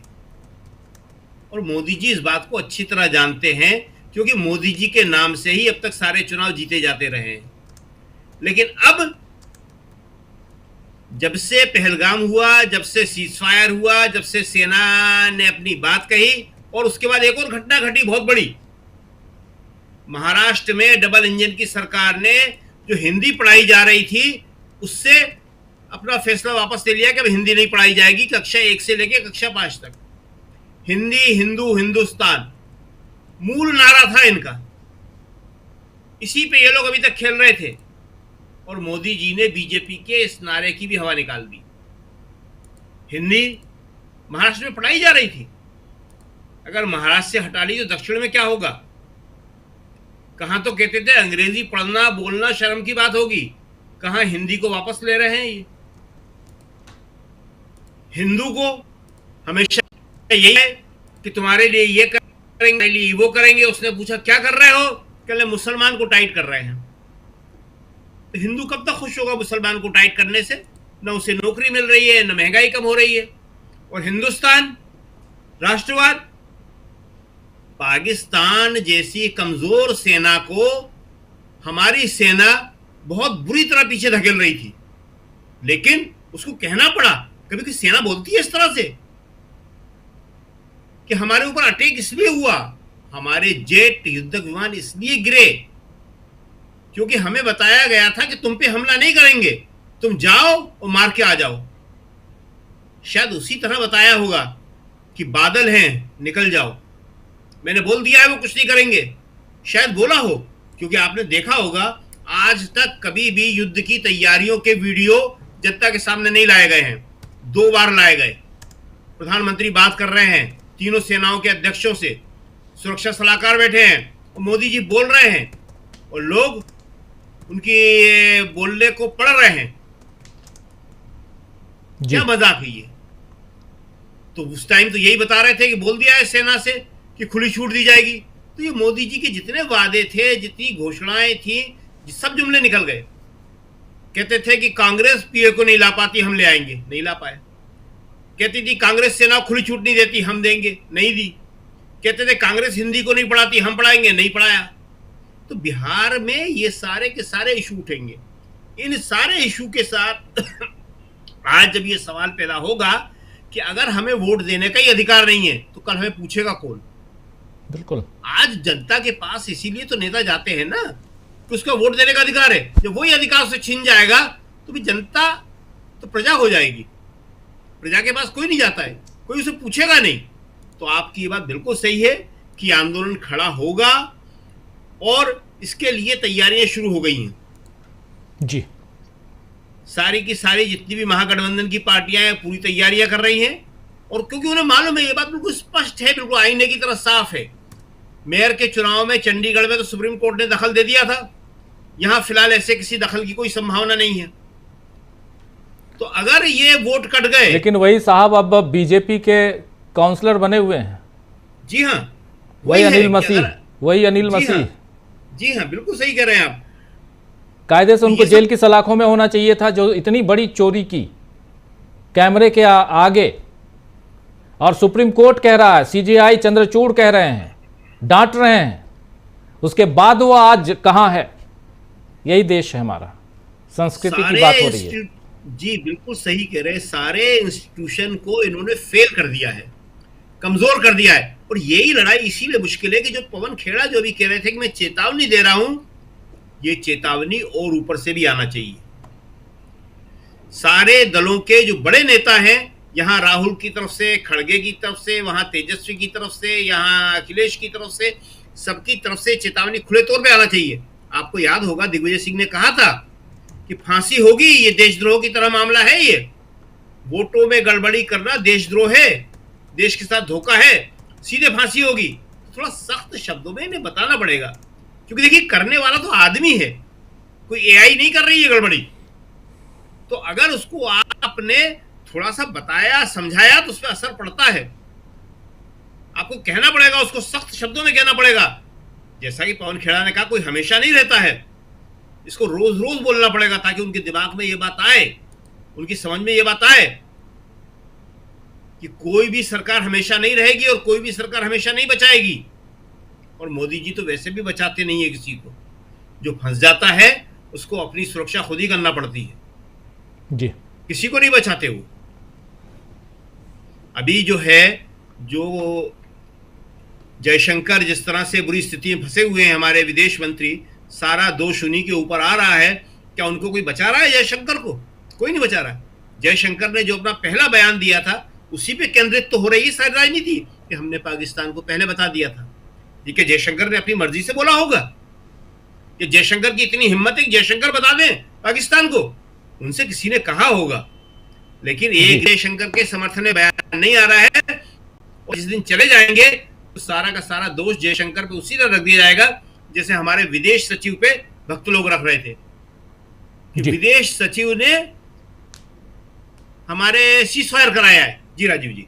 जी बिल्कुल, समय थोड़ा कम है, जल्दी जल्दी प्रशांत जी आप कुछ जोड़ना चाह रहे थे, उस समय आप कह रहे थे सेकंड राउंड में आऊंगा तो आगे। जी देखिए, बहुत सारी बातें हैं, लेकिन कल की बैठक में सुप्रीम कोर्ट के वकील भी थे कुछ, और उन्होंने इलेक्शन कमीशन के इस आदेश को कानूनी और संवैधानिक दायरे में उसकी व्याख्या की, और ये उनका मानना था कि ये पहली सुनवाई में गिरने वाला आदेश है, ये संवैधानिक नहीं है, कानूनी नहीं है।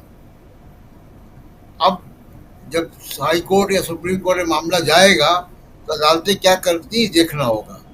88% लोग राजीव जी गांव में रहते हैं बिहार में। बहुत सारे आंकड़े हैं, बहुत सारी बातें, लेकिन मुख्य तौर पे एक बात जो मैं इसका जो राजनीतिक लबो-लबाव है वो ये है कि अभी तक विपक्ष ईवीएम को लेकर बातें कर रहा था। ईवीएम के सर्किट को किसी ने देखा नहीं कैसे काम कर रहा है, वो चुनाव के नतीजे उससे प्रभावित होते थे, ये बातें आती थी। उसके बाद जिस तरीके से हरियाणा और महाराष्ट्र का चुनाव हुआ और राहुल गांधी ने मुद्दा उठाया, जो वोट परसेंटेज बढ़ता है, इसका इलेक्शन कमीशन के पास कोई जवाब नहीं था, आज तक जवाब नहीं आया, और अब वो दोबारा उस हरकत को कर भी नहीं सकते थे बिहार में, इसलिए ये हुआ है। सबसे बड़ी बात जो अब जाएगी, इलेक्शन पॉलिटिकल पार्टियां, कांग्रेस पार्टी, विपक्षी ईवीएम को लेकर, इलेक्टोरल रोल को लेकर, मतदाता सूची को लेकर, किस तरीके से इलेक्शन कमीशन जो है वो वोट परसेंटेज बढ़ाता है, तमाम बातें कर रही थी। कुछ चीजें जनता मानती, कुछ चीजें नहीं मानती थी।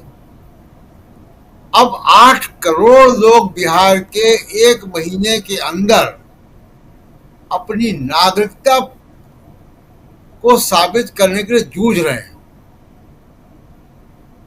ये तो मुद्दा इलेक्शन कमीशन ने दे दिया, पहली बार जनता के हाथ में दे दिया कि अभी तक विपक्षी पार्टियां कह रही थी वो सच कह रही थी। अब हर मतदाता को जब ये बीएलओ ने फॉर्म दिया है और जब वो अपने कागज जुटाएगा और बीएलओ उसको उड़ा देगा, तब उसको समझ में आएगा कि ये जो विपक्षी पार्टियां कह रही थी ठीक कह रही थी। यह आंदोलन यहीं से उठेगा। शाहीन बाग की आप चर्चा करें तो वहां से एक नारा निकला था, कागज नहीं दिखाएंगे जी। तो ये जो ड्राफ्ट मतदाता सूची बनेगी, इसी को लागू करना पड़ेगा। कोई कागज बिहार में कहां से दिखाएगा? हम आप नहीं दिखा सकते जो कागज वो मांग रहे हैं। तो 88% लोग गांव में रहते हैं बिहार के, शहर के लोग नहीं दिखा सकते, बड़े बड़े अधिकारी इन कागजों को नहीं दिखा सकते, और हम मतदाता जो है वो अपनी नागरिकता क्यों साबित करे? ये पहली बार हो रहा है। तो इस चुनाव में अब कोई मुद्दा नहीं है, सबसे बड़ा मुद्दा यही होगा कि वोट देने का अधिकार बीजेपी की सरकार इलेक्शन कमीशन के साथ मिलकर खत्म कर रही है। ये सबसे बड़ा मुद्दा होगा। और विपक्ष के अब जितने आरोप थे, महाराष्ट्र के, हरियाणा के, दिल्ली के, ईवीएम के, मतदाता सूची में फेरबदल के, मतदान को शाम को 5 बजे के बाद 4 बढ़ाने के, ये सब जनता अपनी आंखों से देख रही है कि विपक्ष जो अब तक कह रहा था वो ठीक है। तो सबसे बड़ा मुद्दा चुनाव में अब यही होगा और अब इसी पर चुनाव होगा। जी राज जी बिल्कुल बिल्कुल। प्रोफेसर साहब, ज़रा आपसे भी समझना चाहता हूँ, क्या शाहीन बाग, किसान आंदोलन, ऐसे कुछ और कागज नहीं दिखाएंगे? नहीं, बिना इसके तो अब संभव ही नहीं है।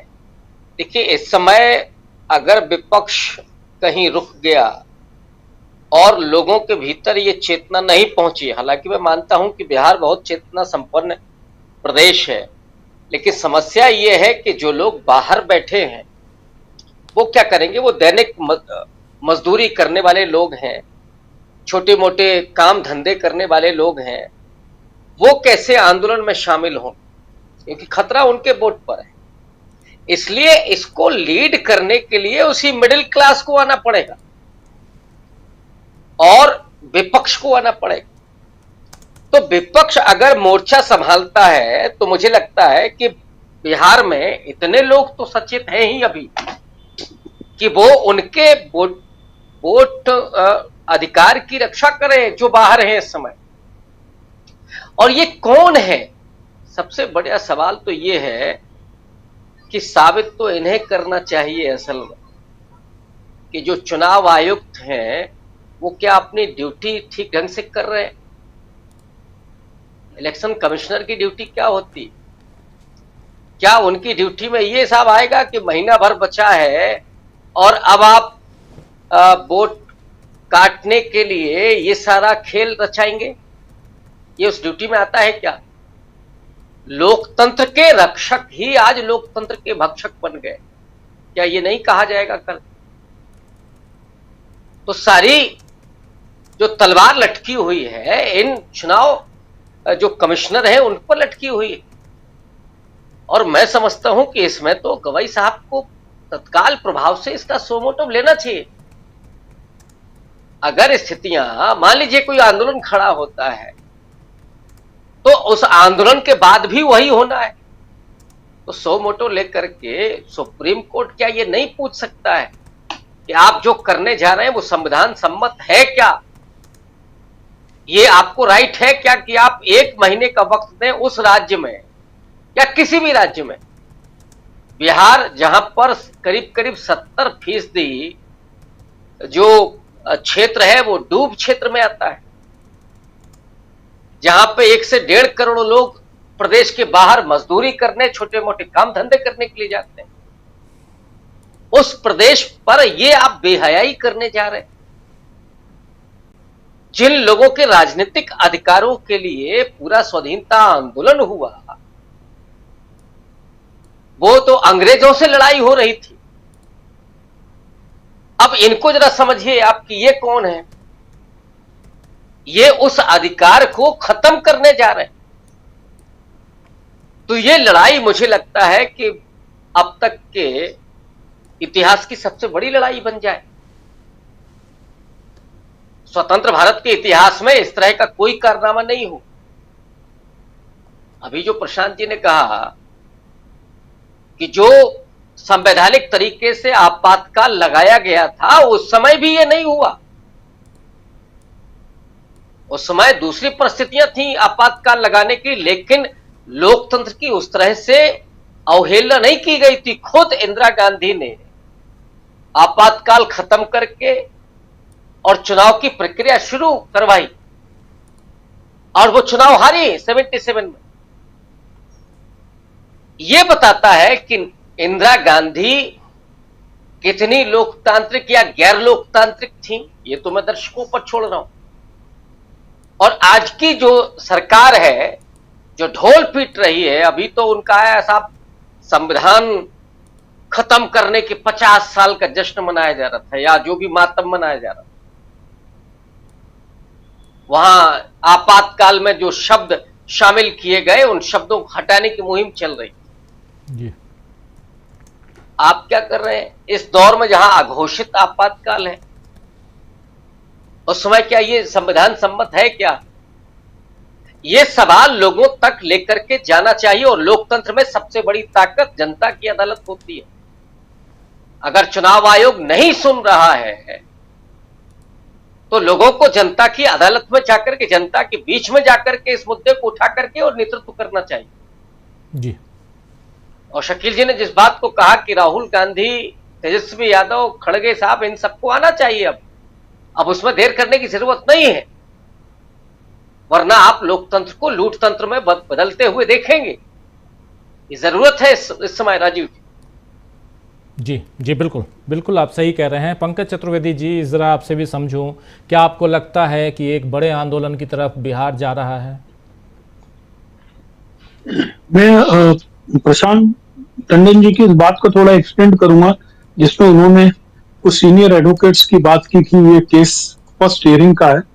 यदि कोई सामान्य आदमी भी निर्वाचन आयोग के दस्तावेज या वेबसाइट को देखे तो उसमें साफ लिखा है कि भारत का मतदाता कौन हो सकता है।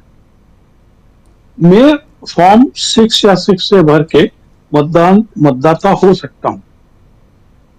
ये जो उसकी रिवीजन होता है, रिवीजन केवल इस चीज के लिए होता है डेड और शिफ्टेड। इसके लिए 2 तरीके होते हैं, या तो आपत्तियां होती है या फिर डोर टू डोर यदि आपने सर्वे किया है तो उसमें यदि कोई आता है तब आप इसको कर सकते हैं। दस्तावेज मांगना, दस्तावेज मांगकर उसको अपनी शर्तों पर प्रामाणिक करना, ये चुनाव आयोग के मूल अधिकार क्षेत्र में नहीं है। जैसे शुरुआत में भी मैंने कहा कि अधिक मतदाता जुड़े मतदाता सूची में अधिक से अधिक लोग मतदान करें, जो व्यक्ति 18 साल का हो गया है उसका एनरोलमेंट हो, ये जिम्मेवारी चुनाव आयोग की है। जिस तरीके से इसके अंदर नागरिकता के दस्तावेज मांगे जा रहे हैं वो चुनाव आयोग के अधिकार क्षेत्र में नहीं आता है, एक चीज। दूसरा, चूंकि जब संस्थाएं मनमानी पे उतर आए, जब वे अपने ही बनाए कानूनों को ना माने, और एक चीज जानिए कि चुनाव आयोग का equal stakeholder political parties है। यदि पॉलिटिकल पार्टीज नहीं है तो चुनाव आयोग की कोई जरूरत नहीं है। चुनाव आयोग चुनाव की प्रक्रिया और राजनीतिक दलों को फैसिलिटेट करने के लिए, उनको कंट्रोल करने के लिए नहीं। कौन व्यक्ति किस राजनीतिक दल से इलेक्शन का एक्सपर्ट है और वो उस मीटिंग में जाएगा, ये डिसाइड करने का काम इलेक्शन कमीशन का नहीं है, ये पॉलिटिकल पार्टीज का है। यदि ये लिमिटेशंस चुनाव आयोग नहीं समझ रहा है तो ये जान के चलें कि एक बड़ा जन आंदोलन तो खड़ा होगा। रवि भाई से थोड़ा सा असहमत हूं, कोई मिडिल क्लास नहीं निकलेगा।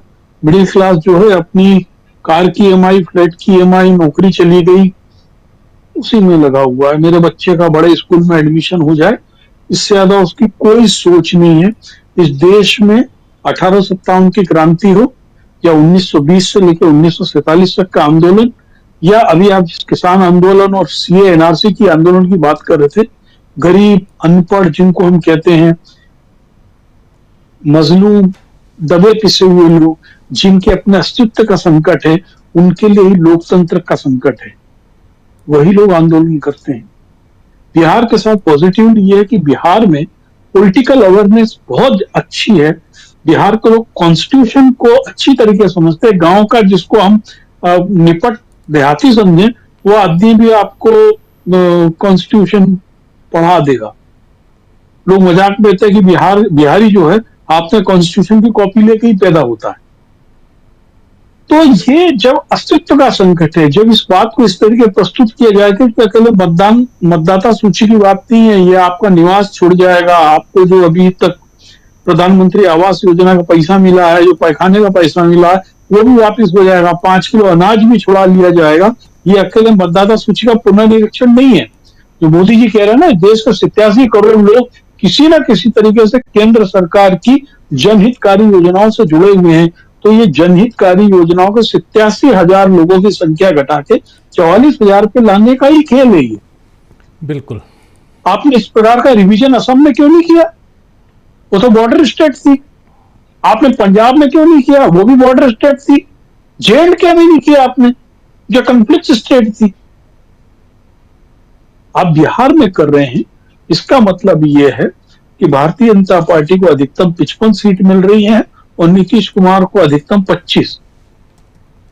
ये जो सर्वे है, यही इसका जो अंतिम शस्त्र है उनके पास में, वो केचुआ, जिसको बड़े प्यार से जनता कहती है केंद्रीय चुनाव आयोग, वो केचुआ इसीलिए बिलबिला रहा है। और केचुआ थोड़ा बरसात में थोड़ा सा ज्यादा निकल जाता है, ज्यादा मिट्टी खाता है, ज्यादा मिट्टी निकालता है। जी राजू जी। जी बिल्कुल बिल्कुल। एक छोटा सा क्लोजिंग कमेंट अमलेंदु जी। राजीव जी, पंकज जी ने कहा कि बरसात में केचुआ थोड़ा ज्यादा निकल आता है, लेकिन ये भी है कि केचुए पे नमक डाल दीजिए तो पानी भी हो जाता है। तो ये केचुआ जो है, इस पे नमक डालने की आवश्यकता है, और ये नमक जब डाला जाएगा तो केचुआ बिलबिला के कैसा पानी हो जाएगा ये भी देखा जाएगा। केचुआ ये भूल रहा है कि जैसा मोदी जी कह रहे हैं कि लोकतंत्र जो है हमारी संस्कृति है, तो अगर संस्कृति है तो संस्कृति बचाने के लिए लोग उतरेंगे सड़कों पे। केचुआ ये समझ क्यों नहीं रहा? मोदी जी तो समझ रहा है कि संस्कृति है। मोदी जी तो समझ गए बेचारे, काम कर रहा है केचुआ। मोदी जी समझ गए कि काम बिहार में खराब होने जा रहा है, तो मोदी जी कह रहे हैं, तो भरमन साहब में थोड़ी कह रहे हैं मोदी जी। तो केचुआ को भी समझ लेना चाहिए कि केचुए पे नमक डालने की तैयारी बिहार से हो रही है, तो थोड़ा संभल के जाएं। अब बिहार में बाढ़ में केचुओं को दिक्कत हो सकती है राजीव जी। बिल्कुल बिल्कुल। चलिए, खैर, केचुआ से यहाँ मतलब केंद्रीय चुनाव आयोग से है, और यानी जो चुनाव आयोग यहाँ दिल्ली में निर्वाचन सदन में बैठता है उससे है, और उसके अभी मुखिया हैं ज्ञानेश कुमार। लेकिन ज्ञानेश कुमार से पहले राजीव कुमार थे। राजीव कुमार भी काफ़ी सुर्खियों में रहे, और अब उम्मीद हम यही करें कि ज्ञानेश कुमार भी खूब उनसे ज़्यादा सुर्खियाँ बटोर के जाएंगे। हमारे जो पूर्ववर्ती थे उससे हम पीछे क्यों रहें? 20 से 21 बने, 19 क्यों बने? चलिए देखते हैं। लेकिन जनता जो है वो सब कुछ देखती है, और जैसा पंकज जी बता रहे थे, हमारे तमाम साथी बता रहे थे कि बिहार जो है वो पॉलिटिकली काफ़ी अवेयर स्टेट है। वहाँ का बच्चा कहते हैं पैदा होते ही सियासत समझने लगता है, उसके खून में सियासत है। तो ये जो सियासी दांव पेच है उसमें कौन आगे कौन पीछे ये चुनाव बताएगा। लेकिन उससे पहले ये जो अब 25 दिनों का वक्त है, उसमें अगर आप चाहें तो आप अपना जन्म प्रमाण पत्र, माता पिता के जन्म प्रमाण पत्र दिखा दीजिए, न चाहें तो मत दिखाइए। लेकिन इतना ज़रूर है कि इस लोकतंत्र को मजबूत रखने के लिए जो भी कदम उठाना है उठाइए। यही हुआ था किसानों के आंदोलन के समय, और यही हुआ था शाहीन बाग आंदोलन के समय। क्या बिहार उन आंदोलनों को याद करेगा? ये भी एक बड़ा सवाल है। और उनका अगर जनता बाहर निकल के, वहाँ की पब्लिक जो है वो बाहर